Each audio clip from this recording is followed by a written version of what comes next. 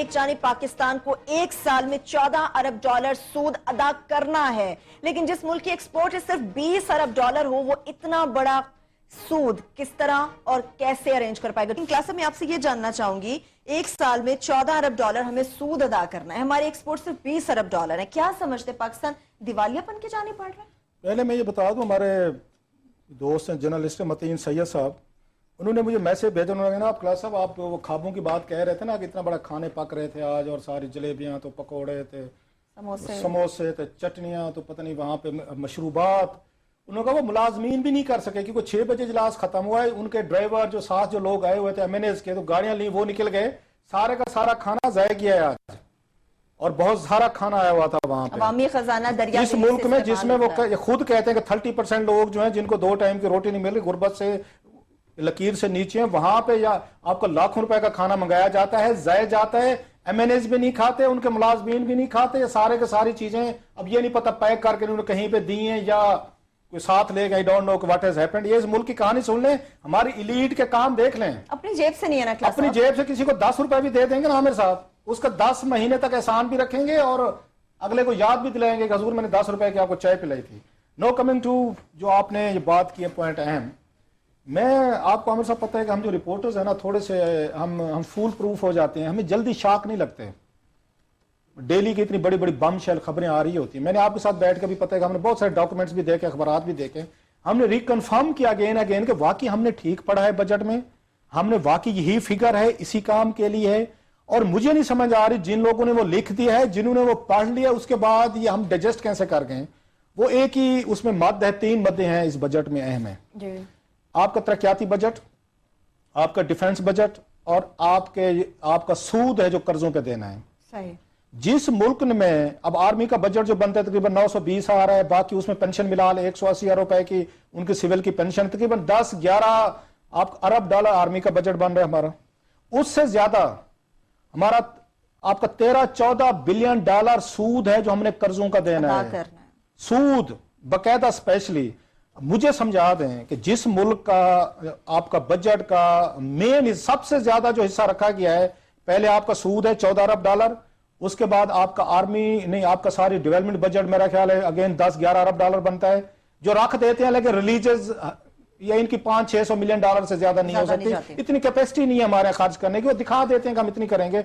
और फिर आपका डिफेंस बजट आ रहा है, ये तीनों चीजों में। अब मुझे बताएं, इस मुल्क की जो एक्सपोर्ट है वो 20 अरब डॉलर है, जिस मुल्क की एक्सपोर्ट 20 अरब डॉलर है उसने 14 अरब डॉलर का सूद देना है एक साल में। ये रिपीट मैं कर रहा हूं, इस मुल्क के लोगों को बात अगर समझ आ रही है, आई होप बजट को देखने का आसान तरीन तरीका कि आप कहां खड़े हैं।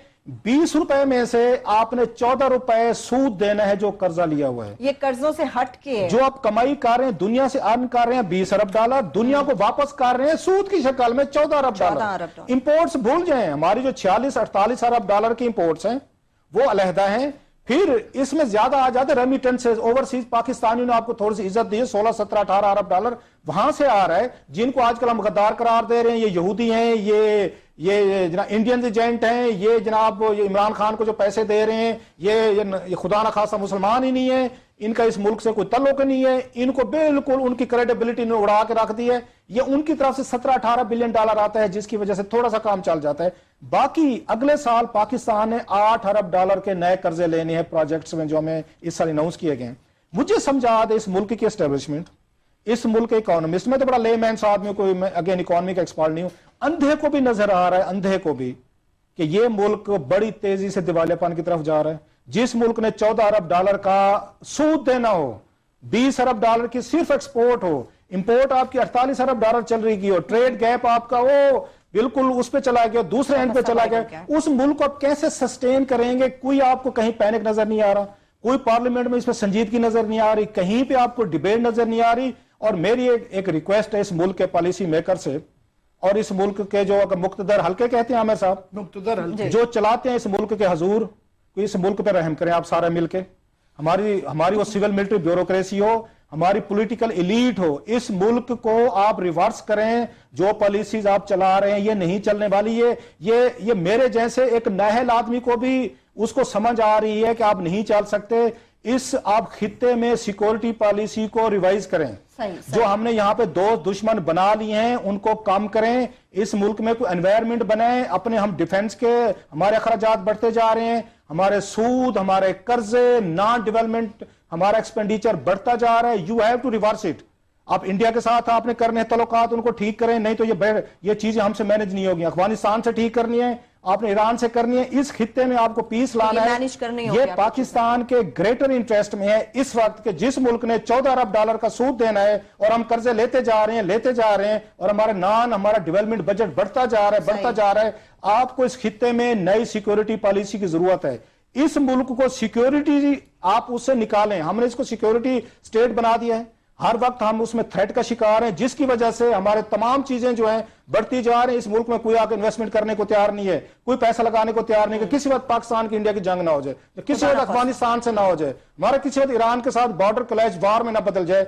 You have to reverse it. मैं बिल्कुल सादा माइल्ड लफ्जों में यही कह सकता हूं, इस रियासत को हमने बचाना है। अपनी सिक्योरिटी पॉलिसीज को हमें रिवर्स करना पड़ेगा। बाकी करनी तो उसी अपनी मर्जी है। हमारी बातों पे आपने कुछ भी नहीं, इन्होंने करनी अपनी मर्जी है, लेकिन अंधे को भी नजर आ रहा है 20 अरब डॉलर के एक्सपोर्ट करने वाला मुल्क अगर वहां 14 अरब डॉलर के सूद दे रहा होगा ना, वही मुझे उन सरदार जी वाली बात याद आ रही है। उन्हें क्या सी ये दुकान मैंने चलती लगती नहीं फिर। जनाब मेहरबानी फरमाए, इस मुल्क की पॉलिसीज को रिवर्स करें, इसको वेलफेयर स्टेट की तरफ बनाएं। और ये जो हमने सिक्योरिटी का एक बनाया हुआ है, इसको मेरा ख्याल है इस पे कुछ लोगों को बैठ के सोच समझ के इन मामलात को टैकल करना बिल्कुल पॉलिसी ठीक है। वो ये दादो शुमार का हेर फेर और आवाम को सब अच्छा कह के हाँक दिया जाता है। जिस तरह से प्राइम मिनिस्टर ऑफ पाकिस्तान की क्लास अब बात की है आमिर साहब ने, अभी हमने जिस तरह से अपने इंट्रो में बात की है कि सऊदी हुक्मरानों के तो ये लोग बड़े करीब हैं, मगर जितनी भी महंगी चीजें हैं, गाड़ियां हैं, जहाज हैं, ड्यूटी फ्री, वो सिर्फ कतर, बहरीन और दुबई के हुक्मरान कर सकते हैं। क्या इसके पीछे भी कोई डील है, कोई रायत दी गई है, कोई कीमत अदा करनी पड़ेगी? मैं से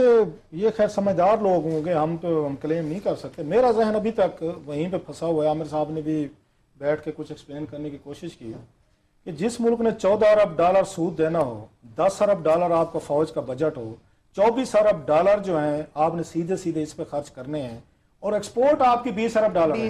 4 अरब डॉलर तो यहीं से आप डेफिसिट लेके चल रहे हैं ना।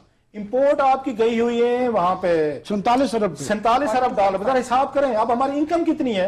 20 अरब डॉलर लगा लें आप इसके आपके एक्सपोर्ट, 16 अरब डॉलर लगा लें आपको रेमिटेंसेस, 20 और ये 16 36 अरब। जनाब 36 अरब डॉलर आपकी कमाई है। 1 अरब सिर्फ डॉलर इन्वेस्टमेंट और इन्वेस्टमेंट, चले 1 अरब डॉलर और लगा लेना, इसको 37 कर लें, 47 अरब डॉलर आपका बिल बनता है इंपोर्ट का। सीधा सीधा 10 अरब डॉलर, ये लेमैन बात कर रहा हूं मैं, कोई बहुत बड़ा साइंटिफिक फार्मूला नहीं समझा रहा, कि 24 अरब डॉलर आप, अब 14 अरब डॉलर आपका सूद देना है आपने, वापस करना है। 10 अरब डॉलर आपका फौजी बजट है, उसके बाद ये तो आपका 24 हो गया, फिर आप डाल रहे हैं बाकी उसमें इंपोर्ट बिल में जो गैप आ रहा है 10 अरब डॉलर, वो मुझे ये समझा दे 10 अरब डॉलर आप कहां से लाएंगे? फिर आप मजीद अगले साल इन्होंने 8.5 अरब डॉलर का लोन ये बना के बैठे हुए हैं। ये जो अभी सूद है ना 14 अरब डॉलर, अगले साल ये आपका 16 अरब डॉलर चला जाएगा। अभी अच्छा हमें एक और लॉलीपॉप दिया गया कि चाइनीज आ रहे हैं, सिपाही आ रहे हैं। जनाब को इतला के लिए अर्ज है, जरा पढ़ लें जो इन्होंने हमारे SRO इन्होंने जारी किए हैं ना, इन्होंने जो चाइनीज के साथ मुआहदे हैं, पार्लियामेंट में क्यों नहीं ला रहे? वो इसलिए नहीं ला रहे कि इन्होंने तमाम टैक्सेशन में उनको रियायत दी है। कोई कस्टम ड्यूटी नहीं है, कोई इनको इनकम टैक्स की इनको वहां पे नहीं है, कोई इन्होंने अदायगियां नहीं करनी। यहां से जितने कंटेनर जाने हैं अब तक हमें कोई नहीं बताया कि किसी कंटेनर पे हमें पैसे मिलने हैं नहीं मिलने। सो सिपैक जितना भी होना है उसमें ड्यूटी फ्री है, उसमें कोई पैसे चाइनीज नहीं देने, वो ले जाएं। अभी ये पिछले दिनों हम देख रहे थे वहां पे उनके सूबे में मछली ट्रॉलर ग्वादर से पकड़ के मछली, ये गवाद और क्रैब्स और प्रॉन्स का एक वो तस्वीर मैं भी देख रहा था। देखिए ना सर आपने, उनके चाइनीज अखबार में छपी थी, वो ट्रॉलर भर के सारे का सारा ले गए, चाइना ले गया, फेयर इनफ ले जाएं, हमें उसकी कोई पेमेंट हुई है? हमें बताया जाए कि ये इजाजत से हो रहा है, कैसे हो रहा है, इजाजत क्या चीज होती है? हमें मिल क्या रहा है उसके? भाई अगर वो ट्रॉलर भर के ले गए हैं सी फूड का, क्या उसकी कोई पेमेंट किसी को की गई है? कोई यहाँ पे कोई पैसे दिए हैं, किससे उन्होंने लिए, या खुद उन्होंने वहां पे जाल फेंके हैं, पकड़े हैं, और पकड़ने के बाद उन्हें ट्रॉलर में डाले और वहां चाइना जाके अच्छा वो बेच रहे हैं, दे आर सेलिंग इट। वो ये नहीं कह रहे कि मुफ्त में दे रहे हैं, हमने तो मार्केट में देखे। हजूर अगर आपने अगर 14 अरब डॉलर का सूद देना है, आपने लोन रिपेमेंट करनी, तो हमें बताया जाए कि चाइना को राहदारी जो हम दे रहे हैं, हमें पर कंटेनर कितने पैसे मिलेंगे, ताकि हमें तो तसल्ली हो, हमें तो रात को नींद है कि ना है। अच्छा ये तो एक और कहानी हो गई। अब सुन लें, इस बजट में जो बड़ा सारा बम चलाया गया है, हैरानी होती है एक SRO जारी किया है फाइनेंस मिनिस्ट्री ने, वहां पे FBR ने, सॉरी, कि यहाँ पे कतर नाम है उनके, वो भी मैं उसमें ये मेहताब हैदर की कल की स्टोरी देख रहा था। अल्थानी फैमिली ज्यादातर नाम उनसे ही शुरू होते हैं। यूई होगी सर, वहां से यूई से लेके उसके बाद जनाब बहरीन के जो हैं कुछ 11 लोग हैं सर, और इसके यूई के 15 हैं सर, और इसमें कतर के भी हैं सर। कतर के कितने हैं, उनमें भी कुछ लोग हैं, मैं भी उनके गिन के बताता हूं मैं आपको। इन तमाम को इजाजत दी गई है कि ये पाकिस्तान जब आए कोई चीज भेजें, ये यहां से जहाज लेके आए, ये यहां से ट्रक लेके आए, ये जहां पे गाड़ियां लेके आए, ये यहां पे जो भी लेके आए, इनसे कोई ड्यूटी नहीं होगी। मतलब ये है जैसे यूएई में या बहरीन में, कतर में वो कोई चीज ड्यूटी फ्री बादशाह सलामत वहां के शहजादे मंगा सकते हैं, पाकिस्तान तक उनके लॉज को एक्सटेंड कर दिया गया है। मैं छोटा सा आपको वाकया सुनाना चाहता हूं। आमिर साहब, मेरे दोस्त हैं वहां पे, उसमें रहते हैं डेलावेयर में, मोहम्मद जुबैर भाई। उन्होंने 6 टायां भेजी वहां से पोस्ट की। जनाब वहां पे जब वो डिलीवर करने आया, उसने कहा टायां बाद में देंगे, पहले 7,000 कस्टम ड्यूटी दो। मैंने जनाब अंदर गया, नींद से उठा हुआ, सुबह सवेरे उठ के मैंने 7,000 रुपए इधर हालांकि इतने की टाइयां नहीं थी, चलो थी, सपोजली होंगी। उन्होंने 7,000 मैंने कस्टम ड्यूटी दी। कस्टम वालों को यह पता था कि रऊफ क्लासे के घर टायां जा रही हैं, अमेरिका से आ रही हैं, तो ही हैज टू पे 7,000। मेरे बेटे ने उसका मंगवाना था कंप्यूटर का कोई छोटा सा उसका इक्विपमेंट जो मिल नहीं रहा था, उसने मंगवाया सर, उसने भी उस पर कस्टम ड्यूटी पे की है। मैं पूछना चाहता हूं, अगर मैं इस मुल्क का शहरी हूं, मैं कस्टम ड्यूटी पेमेंट टाई भी लेता हूं, अगर आती है कोई मेरे लिए वो देता है। मेरा बेटा अगर उसके लिए इक्विपमेंट मंगवाता है कंप्यूटर, उसको कहती है ये कतर, ये यूएई, ये बहरीन, इनको किसी खुशी में आपने कस्टम ड्यूटियां इनको फ्री कर दी। For what purpose? मैं कस्टम ड्यूटी दूं, मैं टैक्सेस पे करूं इस मुल्क में, ये लोग वहां से जो कुछ लेके आ जाए, इन पे कीमत तो अदा करेंगे ना। क्वेश्चन है क्विक, कैसे बात यह है हमारे पास आमिर साहब, आप कर हो सकता है कि ये मुल्की मफाद में हो कि ये किया जाता है वो है, मगर क्योंकि इनके खानदानी तल्लुकात इत्तफाकन कतर में भी है, जैसा कि पनामा में हो गया, क्योंकि जो यूएई में भी है वहां भी फैक्ट्री लगा रही है, और बहरीन में भी जो है खास तौर पे इनकी मेरी इतला है कि स्टील मिल का एक काफी हिस्सा वहां भी है। तो मेरा ये फिर शक जाता है, जिस तरह वो आपके फेवरेट गॉडफादर के अंदर कहता है ना कि अगर मेरे बेटे का कुछ होगा तो मुझे शक रहेगा इस टेबल पे किसी का हाथ है। आसमानी बिजली तो सच मुझे आसमानी बिजली अगर ये गवर्नमेंट मुल्क के मफाद के लिए भी है ना, तो मेरा शक रहेगा ये अपने किसी दोस्त को जो है ना ये ओब्लाइज कर रहे हैं। सेकंड क्वेश्चन ये है कि why just these 3 countries, why not for example Saudi Arabia, Bahrain जो लगा दिया है, बाकी ओमान के से हमारी क्या दुश्मनी है, बाकी और भी मुल्क हैं जिनको ये फैसिलिटी दी जाएगी। याद रहे कि यूएई ठीक है हमारी जान कुर्बान है, उन पे उन सबके लिए जान कुर्बान है। इंडिया ने वो भी उनकी रिपब्लिक डे पे ऊपर जो है ना उनकी फौज ने शमूलियत हासिल की भी है, और इंडिया ने तो इंडिया ने तो जनाब इस तरह का कोई उनको फेवर नहीं दिया गया कि उनके यहाँ कस्टम गाड़ियां भी ला सकते हैं, क्योंकि बात यह है कि वो यूएई वालों के कुछ जो एम्प्लॉइज हैं यहाँ पे वो इनके रिश्तेदार बन गए हैं। असल बात ये है क्योंकि कतर वालों के साथ इनके वो बिजनेस रिलेशंस हैं जो पनामा में साबित हो गए हैं, तो उनको सब चीज अलाउड है। ये कोई मजाक है? तो यानी मामला यही है कि मामला कुछ ले दे की बुनियाद पर ही तय हो सकता है।